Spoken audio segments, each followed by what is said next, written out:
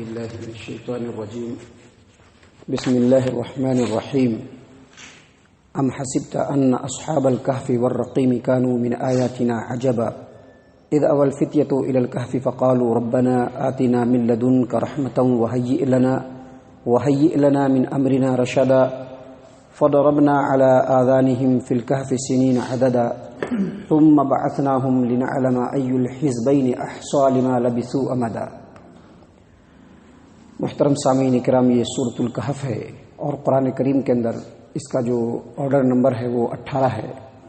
اور اسی صورت سے ابھی آپ کے سامنے آیت نمبر 9، آیت نمبر 10، آیت نمبر 11 اور آیت نمبر 12 یہ 4 آیات تلاوت کی گئی۔ معزز سامعین کرام، اس سے پہلے جو سورۃ الکہف کے 2 تفسیریں، سورۃ الکہف کے ابتدائی آیات کی جو تفسیریں آپ کے سامنے پیش کی گئی، ان کی روشنی میں اور ان تمہیدی کلمات کے بعد اللہ تبارک و تعالیٰ اب یہاں سے کفار مکہ کے سوالوں کے جوابات دے رہے ہیں۔ اور کفار مکہ نے جو سوالات کیے تھے وہ دراصل اہل کتاب کے علماء سے مدد لے کر کے سوال کیا تھا، اور اس کی وجہ یہ تھی کہ ان کا یہ مقصد تھا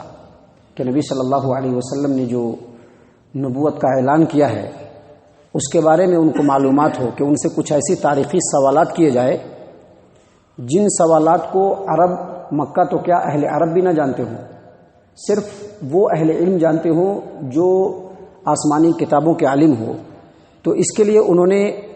اہل کتاب کے علماء سے رجوع کیا، اور ان کے مشورے کے بعد انہوں نے 3 سوالات کیے، جیسا کہ کل تفصیل آپ کے سامنے پیش کی گئی۔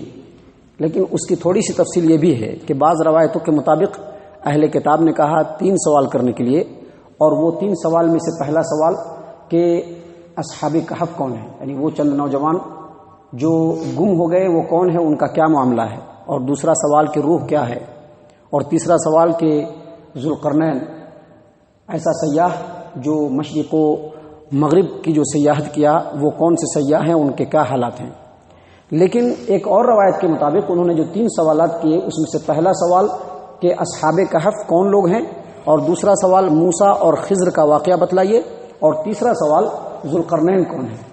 اور صحیح یہی بات معلوم ہوتی ہے، کیونکہ روح کے تعلق سے اس سے پہلے جو قرآن کریم کے اندر صورت ہے سورہ بنی اسرائیل، اس میں اس کا واقعہ ہے، اور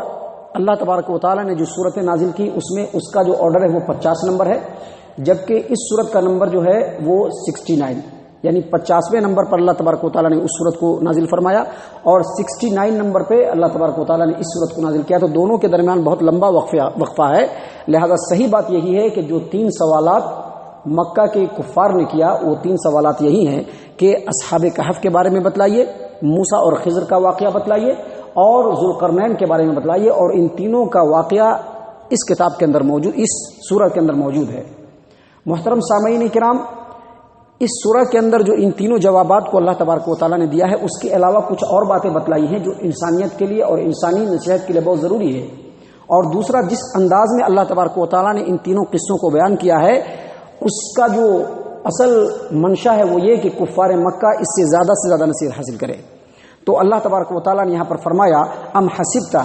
کیا آپ یہ گمان کرتے ہیں، ان اصحاب الکہف والرقیم کانوا من آیاتنا عجبا، کہ غار والوں کا اور کتبہ والوں کا جو واقعہ ہے، ان کا جو معاملہ ہے، یہ ہماری نشانیوں میں سے بڑی عجیب نشانی ہے۔ یہ اصحاب الکہف، یہ جو کہف ہے، کہف کہتے ہیں ایسے غار کو جو پہاڑ کے اندر ہو اور جس کا منہ جو ہو بہت کشادہ ہو۔ اگر اس کا منہ تنگ ہوگا تو وہ غار ہو جائے گا،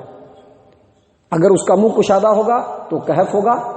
اگر اس کا منہ جو ہوگا یا وہ جو کھو ہوگی اگر وہ تنگ ہوگی تو اس کو غار کہیں گے۔ اور الرقیم جو ہے یہ مرقوم، اس کا مطلب ہے مرقوم یعنی لکھا ہوا، چونکہ اصحاب الکہف جو تھے یہ چند نوجوان تھے، اور یہ اپنی قوم اور بادشاہ سے جو ہے فرار ہو گئے تھے، اور یہ مفرور مجرم تھے بادشاہ کے، اس لیے ان کا نام اور ان کا پتہ حکومت کے رجسٹر میں درج کر لیا گیا تھا، لکھ لیا گیا تھا، اس لیے ان کو اصحاب الرقیم کہا گیا۔ حالانکہ اس کے اور بھی روایت تفسیری ہیں، لیکن اس سلسلے میں مفسرین نے جو اہم تفسیریں کی ہیں وہ 2 ہے۔ پہلا یہی کہ چونکہ وہ حکومت کے مجرم تھے، مفرور تھے، جس کی وجہ سے حکومت نے اپنے رجسٹر کے اندر ان کا نام اور ان کے پتے لکھ لیے تھے، اس لیے ان کو اصحاب الرقیم کہا گیا۔ اور اس کی دوسری تفسیر بعض مفسرین نے یہ کی ہے کہ جب یہ لوگ غار میں جا کر کے پناہ لیے اور کئی سالوں تک اس کے اندر رہے. جب وہاں سے پھر نکلے اور لوگوں کو پتا چلا کہ انہوں نے کئی سالوں تک فلاں غار کے اندر پناہ لے کر کے رکھا تھا اور اللہ تبارک و تعالیٰ نے اپنی قدرت کاملہ سے ان کو زندہ رکھا اور پھر یہ لوگ زندہ ہو کر کے واپس آئے ہیں. جب لوگوں کو معلوم چلا تو یہ لوگ پھر سے غار میں چلے گئے اور غار میں جاتے ہی اللہ تبارک و تعالیٰ نے پھر ان کو موت دے دیا. تو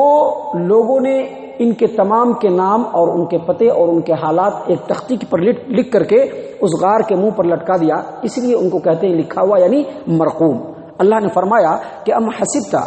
کیا تم یہ گمان کرتے ہو کہ کہف والوں کا واقعہ اور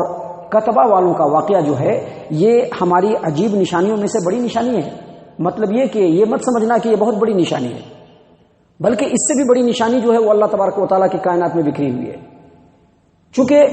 غار والوں کو اللہ تعالیٰ نے نیند دے دیا، یعنی 100 سالوں تک وہ سوئے رہے، سالہ سال تک، اور پھر وہ اٹھ کر کے واپس آئے. تو دراصل یہ ایک دلیل تھی کہ اللہ تبارک و تعالیٰ کسی کو بھی موت دے کر کے کبھی بھی زندہ کر سکتا ہے. تو یہ ایک دلیل کے طور پر تھا، لیکن اللہ یہ بتلانا چاہ رہے ہیں کہ یہ بہت چھوٹی بات ہے. اس سے بھی بڑی بات یہ، اس سے بھی بڑی بڑی نشانیاں ہماری یہ ہیں جو کائنات کے اندر بکھری پڑی ہوئی ہے کہ کائنات پہلے کچھ بھی نہیں تھا، اللہ نے اس کو پیدا کیا. اور اس سے بھی بڑی بات انسان اپنے جان کے اندر دیکھے کہ جس انسان کا کوئی وجود نہیں تھا اللہ تبارک و تعالیٰ نے اس انسان کو بنا دیا. اب اسی انسان کو اللہ تبارک و تعالیٰ اگر دوبارہ پیدا کر دیتا ہے، نیند میں ڈال کر کے پھر دوبارہ اٹھا دیتا ہے، تو یہ اللہ تبارک و تعالیٰ کے لیے نہایت حقیر ترین بات ہے. یہ کوئی بہت بڑی بات نہیں ہے. اللہ نے اسی بات کو یہاں پر فرمایا ام حسبت، کیا تم یہ گمان کرتے ہو ان اصحاب الکہف والرقیم کانوا من آیاتنا عجبا، کہ بے شک غار والوں کا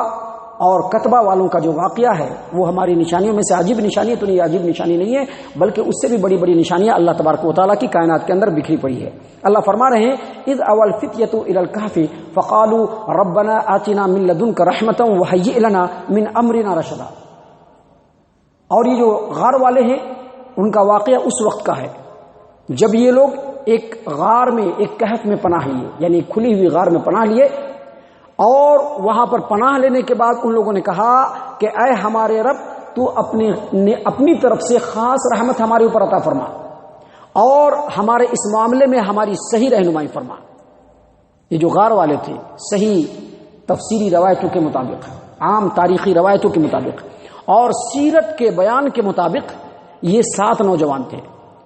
اور جس زمانے میں یہ لوگ تھے اس زمانے میں اس علاقے کے اندر عیسائی مذہب تھا اور یہ لوگ عیسائی مذہب کے اوپر تھے اور توحید پرست تھے. اور اس وقت کا جو بادشاہ تھا دقیانوس، جس کا حکومت کا زمانہ 249 عیسوی، ابھی 2018 چل رہا ہے، 249 عیسوی سے لے کر کے 251 عیسوی تک اس کا زمانہ حکومت ہے. اور یہ اور اس کے وقت کے لوگ انتہائی مشرک تھے، بت پرست تھے، طرح طرح سے شرکی اعمال انجام دیتے تھے اور جو توحید پرست ہوتے تھے ان کے اوپر ظلم و ستم کرتے تھے. تو یہ جو چند نوجوان ہیں جنہوں نے توحید کو سمجھ لیا تھا اور توحید پر چلنا چاہ رہے تھے، ان کو ایسا محسوس ہوا کہ اگر یہ لوگ ہم پر ظلم کیے تو ہم لوگ ایمان سے ہاتھ دھو بیٹھیں گے اور شرک میں مبتلا ہو جائیں گے. لہذا ان نوجوانوں نے مل کر کے فیصلہ کیا کہ ہم لوگ غار میں پناہ لے لیتے ہیں. اور یہ لوگ غار میں جا کر کے پناہ لیے اور پلاننگ کیا کہ ہم لوگ غار میں ہی رہیں گے. ہر روز ایک آدمی بھیس بدل کر کے آئے گا، کھانے پینے کا سامان لے جائے گا اور حالات کو پتہ کرے گا کہ کیسے حالات ہیں. ابھی لوگ مشرکی ہیں، توحید پرستوں پر ظلم ہی ہو رہا ہے یا نہیں ہو رہا ہے. ایسے حالات کو پتہ کرنے کے لیے روزانہ ایک آدمی آئے گا. اور ایسا کہہ کر کے یہ لوگ غار کے اندر داخل ہوئے. اللہ تبارک و تعالیٰ سے دعا کیا کہ اللہ اپنی خاص رحمت سے تو ہمیں نواز دے اور ہمارے اس معاملے میں ہماری صحیح رہنمائی فرما.